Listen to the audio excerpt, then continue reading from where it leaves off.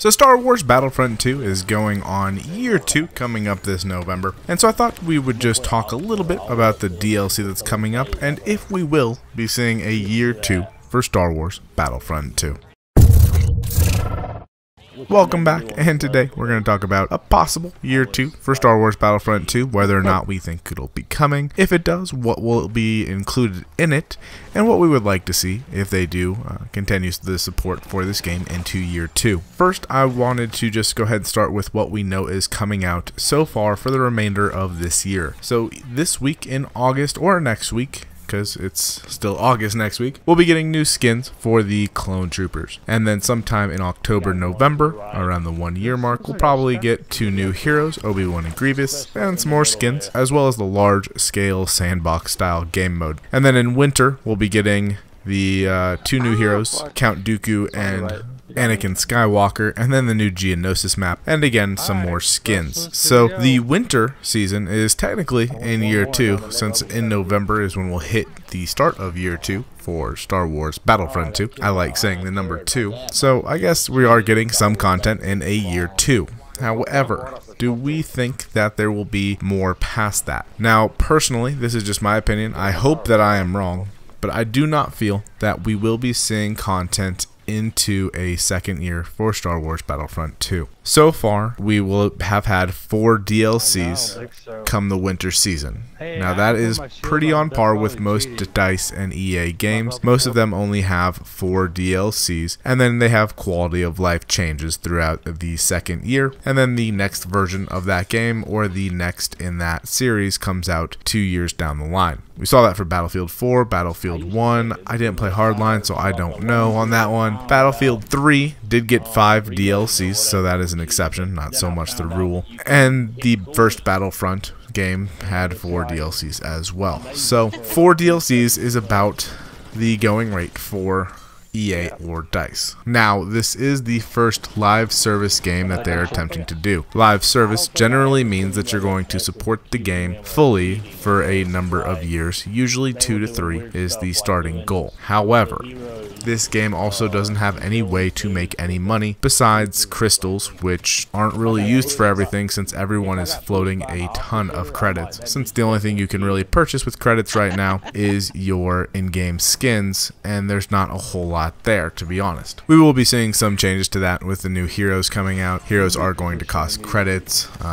Below 50 is what they said, so around 45 probably. And then also with the new skins coming out, hopefully people will go ahead and spend the majority of their credits. However, I know that there are people out there floating, in the millions of credits. So there's no reason they'll ever need to buy crystals in order to get the skins that they want, let alone the heroes that are to be unlocked. So if we go into a year 2 and we do get content, there is one way that they could go ahead and make some money, and that is to rent out some servers. Now, they do this on the consoles for Battlefield 1. I imagine that it'll be in Battlefield 5 or Battlefield V, and it's currently the only way to find a game in Battlefield 4. So if they rented out servers for a monthly cost, that's a way for them to gain some revenue. Also, personally, I would rent a server because I do enjoy playing this game, and I have even more fun playing with it when I know the people I'm playing with and playing against. That would allow us to set up private matches, to set up clan matches or team battles, whatever you want to call it, or just to play versus each other, since I know that on my friends list we have over 40 players on at any given time, especially on these stream nights, and we could go ahead and play 2 teams of 20, which would be fantastic. Now, with the large scale game mode coming out, I don't know if the teams are going to continue to be 20 teams for that. They might bump it. I doubt it, but they could possibly bump it up to 40. I don't know if they're going to do that, to be honest. Most likely they'll keep it at 20. Now, with that, we are looking at a Conquest style mode is most likely what we're going to be seeing, where you capture objective points and then move on to the next one, and there's 4 or 5 per map. It's basically domination. If you're into Call of Duty or into smaller game modes, domination, Conquest, same basic rules apply. The goal is to hold the most amount of points so that your team gets the most amount of points possible the fastest, therefore you win. I don't know how that is going to go with Battlefront 2. The player base in Battlefront 2 is rather timid, and to be honest, they're not all that objective focused. Now, don't get me wrong, there are plenty of people out there who are very aggressive, and there are people who are very objective focused. However, just look at the majority of the teams you play against when you're playing randoms or when you're playing on a random team, and you're going to see a ton of players just kind of sitting back and not really pushing forward until the last few tickets. Those styles, or that style of play, does not go well with the Conquest style mode. So I don't know if Conquest is going to be the right game mode for this game, nor do I know if Conquest is even going to work effectively in this game, since a lot of times the maps all have a lot of choke points that kind of drags down Conquest. There's a map, I think it's Monty Grandpa, I don't know what it's called, it starts with a G. In Battlefield 1, hate that map because it's all choke points when you get into the objectives. Now, if we do go into a year 2, some of the content that I would like for them to go ahead and do is, one, I would say to go ahead and stop trying to balance the game. Now, I know that's hard to hear, and it's a little counterintuitive to my thinking, to be honest, because I want to keep the game alive, but by focusing on balancing the game, they're putting resources in that could be going towards building new heroes, building new maps, and giving us variety as opposed to trying to make the game competitive. Let's be honest, Battlefront 2 is not a competitive game.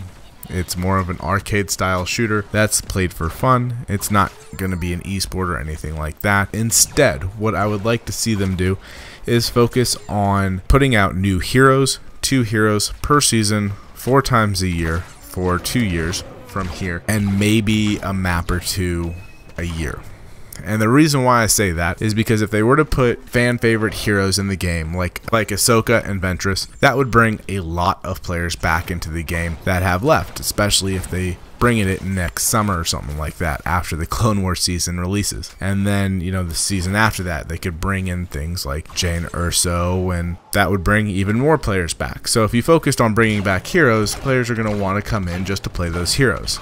And then if we're not going to do that, just importing things from Battlefront 1 would add weapons, heroes, maps, and things like that. That would again bring more people back to the game. So really, I'm just looking at longevity, or keeping a player base around, as opposed to trying to make this the most competitive or well-balanced game possible, and just kind of make it a fun slugfest, since that is pretty much what the game is currently at. The next thing is whether or not we're going to see a Battlefront 3. So I do not believe we're going to see a Battlefront 3. I don't think we're going to get one from EA and DICE, at least not anytime soon. So generally EA and DICE release their next version of a game in a series 2 years after the current one. So we had Battlefront 2015, Battlefront 2 2017. We have Battlefield 1 in 2016. We have Battlefield V in 2018.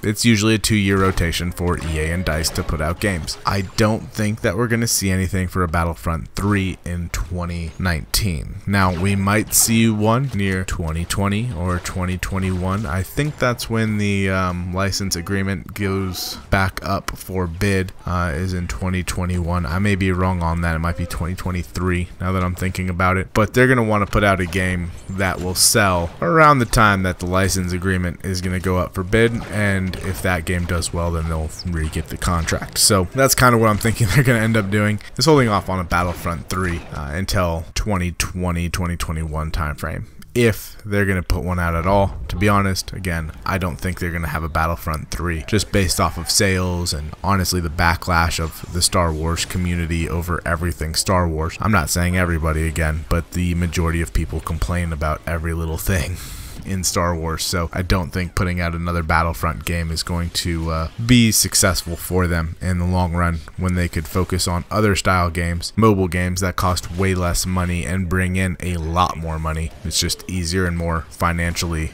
viable than releasing one of these large blockbuster style games every 2 years. In the comments below, let me know what you think. Do you think that there will be a year 2 for Star Wars Battlefront 2? Do you believe that there will be a Battlefront 3? And also, are you going to be playing Battlefield V? I know I'm going to be playing it. I'm really looking forward to that game. I love the Battlefield franchise. So if you're looking forward to that game, let me know as well, so that way we can start putting together a list of players to play together with, because that's what we do here. So if you enjoyed this video, make sure to hit that like and subscribe button.